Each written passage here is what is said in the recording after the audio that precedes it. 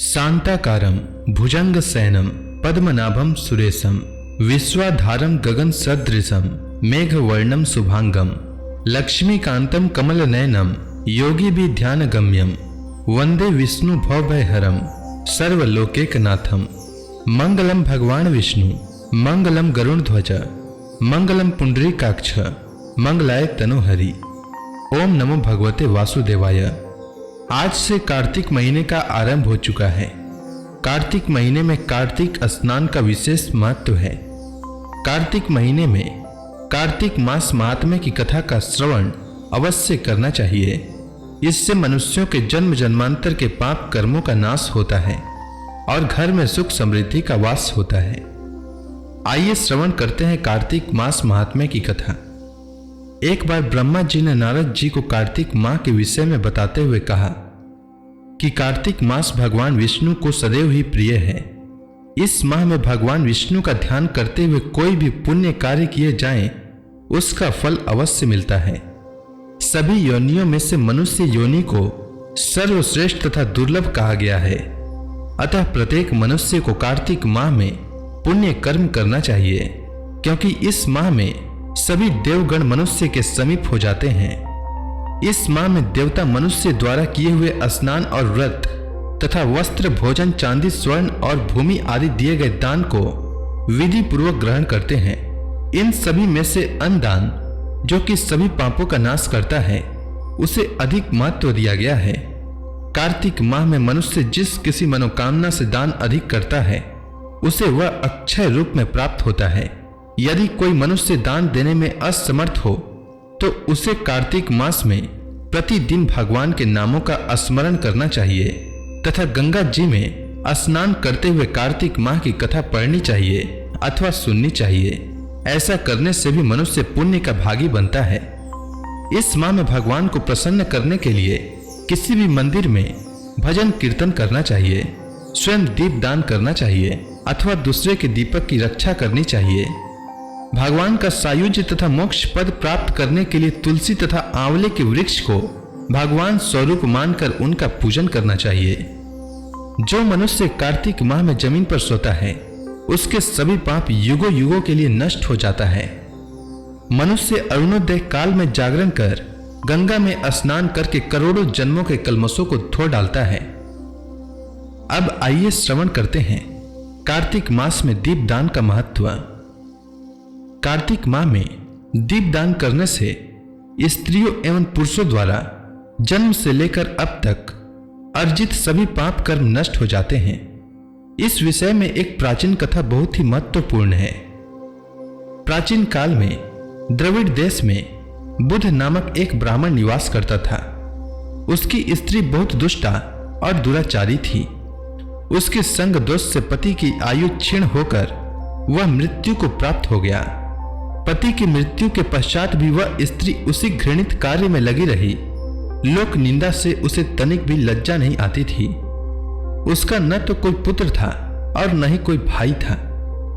वह सदैव भिक्षा से प्राप्त अन्न को ही ग्रहण करती थी। वह अपने हाथ से बनाए हुए शुद्ध भोजन को भी न खाकर मांग कर लाए हुए बासी भोजन को ही करती थी। वह तीर्थ यात्रा से भी सदा दूर रहती थी और न ही कभी उसने मंदिर आदि में जाकर कथा प्रवचन ही सुना था। एक दिन कुत्स नामक एक विद्वान ब्राह्मण भ्रमण करता हुआ वहां आया।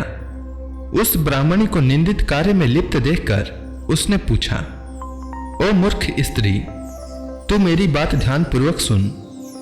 यह शरीर पानी के बुलबुले की भांति है।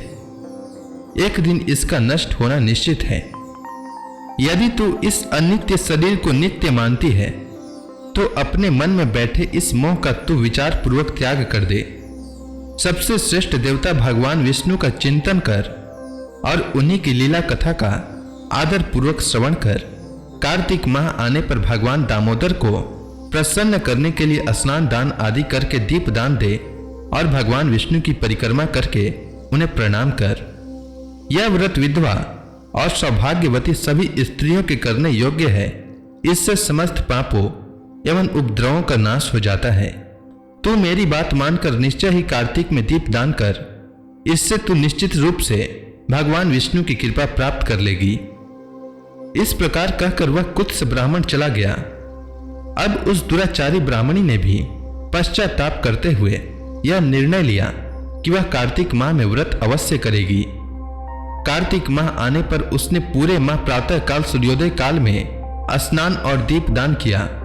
कुछ समय पश्चात आयु समाप्त होने पर वह मृत्यु को प्राप्त हुई और वह स्वर्ग लोक में गई। समय अनुसार वह मुक्ति को भी प्राप्त हो गई। तो जो व्यक्ति कार्तिक व्रत में तत्पर होकर दीपदान के इस इतिहास का श्रवण करता है, वह स्वयं भी दीपदान करता है और उसे अवश्य ही मोक्ष की प्राप्ति होती है। कार्तिक मास महात्म्य की कथा का पहला अध्याय। नैमिषारण्य तीर्थ में श्री सूत जी ने 88,000 शौनक आदि ऋषियों से कहा, अब मैं आपको कार्तिक मास की कथा विस्तार पूर्वक सुनाता हूं, जिसका श्रवण करने से मनुष्य के सभी पाप नष्ट हो जाते हैं और अंत समय में वैकुंठ धाम की प्राप्ति होती है। सूत जी ने कहा, श्री कृष्ण जी से अनुमति लेकर देवर्षि नारद के चले जाने के पश्चात सत्यभामा प्रसन्न होकर भगवान कृष्ण से बोली, हे प्रभु, मैं धन्य हुई, मेरा जन्म सफल हुआ। मुझ जैसी त्रिलोक्य सुंदरी के जन्मदाता भी धन्य हैं, जो आपकी 16,000 स्त्रियों के बीच में आपकी परम प्यारी पत्नी बनी। मैंने आपके साथ नारद जी को वह कल्प वृक्ष आदि पुरुष विधि पूर्वक दान में दिया, परंतु वही कल्प वृक्ष मेरे घर लहराया करता है। यह बात मृत्यु लोक में किसी स्त्री को ज्ञात नहीं है। हे त्रिलोकीनाथ, मैं आपसे कुछ पूछने की इच्छुक हूं। आप मुझे कृपया कार्तिक महात्म्य की कथा विस्तार पूर्वक सुनाइए, जिसको सुनकर मेरा हित हो और जिसको करने से कल्प पर्यंत भी आप मुझसे विमुख न हो। सूत जी आगे बोले, सत्यभामा के ऐसे वचन सुनकर श्री कृष्ण ने हंसते हुए सत्यभामा का हाथ पकड़ा और अपने सेवकों को वहीं रुकने के लिए कहकर विलास युक्त अपनी पत्नी को कल्प वृक्ष के नीचे ले गए। फिर हंसकर बोले, हे प्रिय, 16,000 रानियों में से तुम मुझे प्राणों के समान प्यारी हो। तुम्हारे लिए मैंने इंद्र एवं देवताओं से विरोध किया था। हे कांते, जो बात तुमने मुझसे पूछी है उसे सुनो। एक दिन मैंने तुम्हारी इच्छा पूर्ति के लिए गरुड़ पर सवार होकर इंद्रलोक जाकर कल्प वृक्ष मांगा।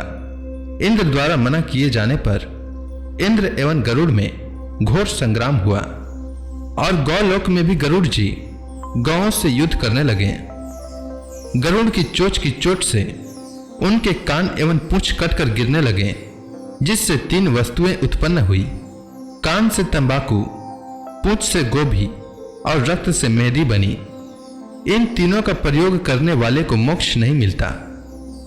तब गौओं ने भी क्रोधित होकर गरुड़ पर वार किया, जिससे उनके 3 पंख टूटकर गिर गए। इनके पहले पंख से नीलकंठ, दूसरे से मोर और तीसरे से चकवा चकवी उत्पन्न हुए। हे प्रिय, इन तीनों के दर्शन करने मात्र से ही शुभ फल प्राप्त हो जाता है। यह सुनकर सत्यभामा ने कहा, हे प्रभु, कृपया मुझे मेरे पूर्व जन्मों के विषय में बताइए कि मैंने पूर्व जन्म में कौन कौन से दान, व्रत व जप नहीं किए हैं। मेरा स्वभाव कैसा था, मेरे जन्मदाता कौन थे और मुझे मृत्यु लोक में जन्म क्यों लेना पड़ा। मैंने ऐसा कौन सा पुण्य कर्म किया था जिससे मैं आपकी अर्धांगिनी हुई। श्री कृष्ण भगवान ने कहा, हे प्रिय, अब मैं तुम्हारे द्वारा पूर्व जन्म में किए गए पुण्य कर्मों को विस्तार पूर्वक कहता हूं, उसे सुनो। पूर्व समय में सत्युग के अंत में मायापुरी में अग्नि गोत्र में वेद वेदांत का ज्ञाता देव शर्मा नामक एक ब्राह्मण निवास करता था। वह प्रतिदिन अतिथियों की सेवा, हवन और सूर्य भगवान का पूजन किया करता था। वह सूर्य के समान तेजस्वी था। वृद्धावस्था में उसे गुणवती नामक कन्या की प्राप्ति हुई। उस पुत्रहीन ब्राह्मण ने अपनी कन्या का विवाह अपने ही चंद्र नामक शिष्य के साथ कर दिया।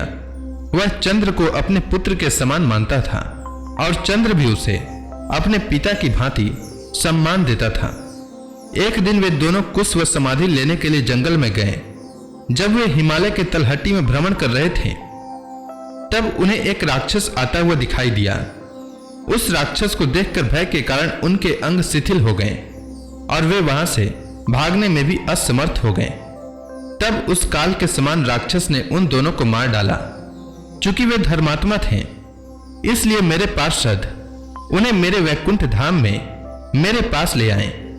उन दोनों द्वारा आजीवन सूर्य भगवान की पूजा किए जाने के कारण मैं दोनों पर अति प्रसन्न हुआ। गणेश जी, शिव जी, सूर्य व देवी, इन सब की पूजा करने वाले मनुष्य को स्वर्ग की प्राप्ति होती है। मैं एक होता हुआ भी काल और कर्मों के भेद से 5 प्रकार का होता हूं। जैसे एक देवदत्त, पिता, भ्राता आदि नामों से पुकारा जाता है। जब वे दोनों विमान पर आरूढ़ होकर सूर्य के समान तेजस्वी रूपवान चंदन की माला धारण किए हुए मेरे भवन में आए तो वे दिव्य भोगों को भोगने लगे। तो इसी के साथ कार्तिक मास महात्म्य की कथा का प्रथम अध्याय पूर्ण हुआ। अब आगे की कथा मैं कल लेकर आता हूं। तब तक के लिए भगवान श्री लक्ष्मी नारायण का नाम लेते रहें। तो प्रेम से बोलिए भगवान विष्णु की जय, तुलसी माता की जय, श्री कृष्ण भगवान की जय, समस्त देवी देवताओं की जय।